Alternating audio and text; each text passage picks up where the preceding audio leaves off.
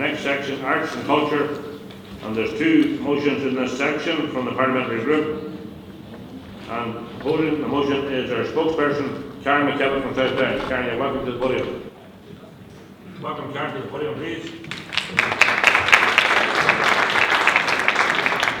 Thank you very much, Chair. In our globalised economy, there are no longer many great big solutions to the problem of unemployment. Just little solutions. Big solutions are often beyond the power of our Assembly and the Executive, but the little ones are not. If we can find ways of our departments and ministers to work better together. One area crying out for joint action and joint up government is the job creation potential of the creative industries in general and what is known as the app economy in particular. The app economy refers to mobile phone and games applications. And earlier this year, the Assembly of Culture, Arts and Leisure Committee heard expert evidence that over the last 4 years it has created 500,000 jobs in the USA. Scaled down, that would have been 2,500 jobs for here in the north. Engineering vacancies with large companies in Northern Ireland.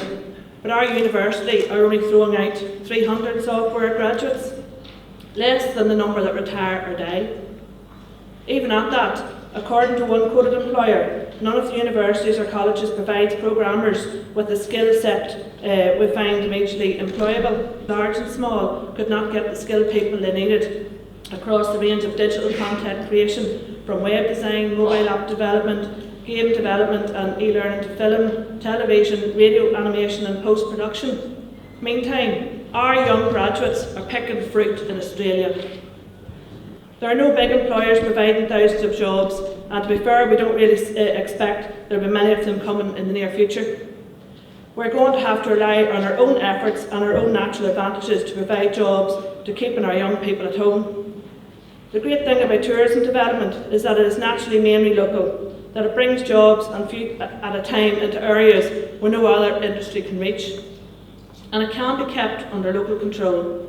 So naturally, we are very pleased that the Narrow Water Bridge is going to make it much easier to attract tourists to our area. There's a fair bit of talk about the North-South cooperation on tourism, but there's not at all much substance. Cooperation mainly takes from the form of joint marketing overseas via Tourism Ireland, and while within the country North and South competition prevails. For example, tourists are generally not provided with information on all the festivals and cultural and artistic events taking place right across the island of Ireland.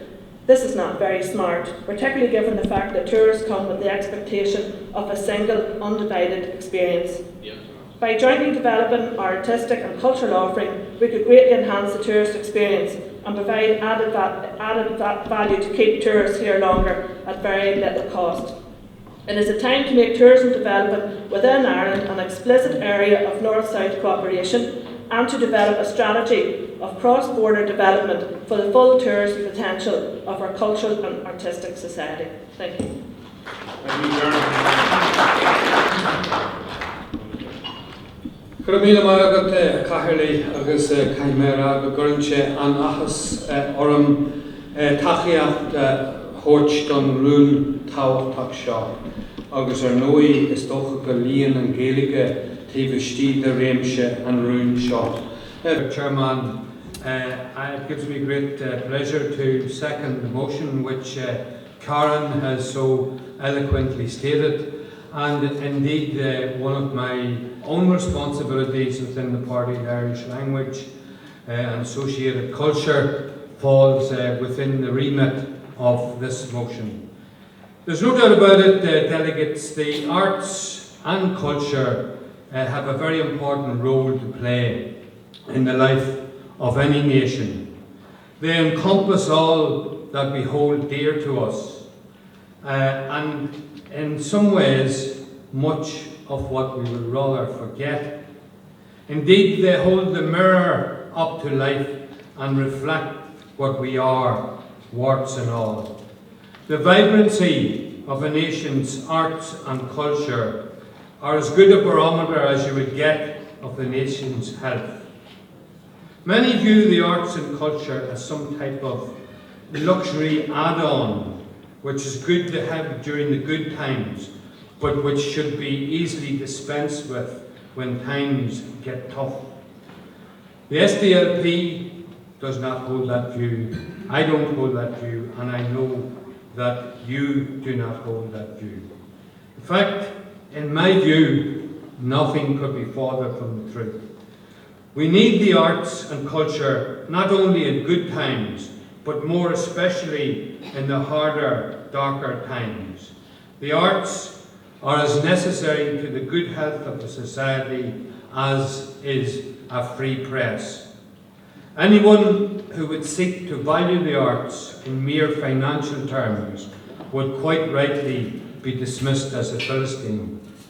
Anyone who would seek to ignore the economic impact of the arts would likewise be dismissed as a fool.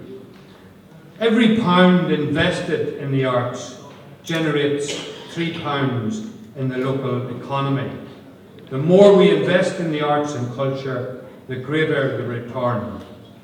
The greater the return through retail, through tourism, through inward investment, and through the health and well-being of our citizens.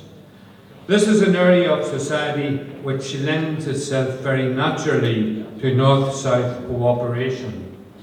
The arts don't stop at the border. Culture does not stop at the border. Language does not stop at the border.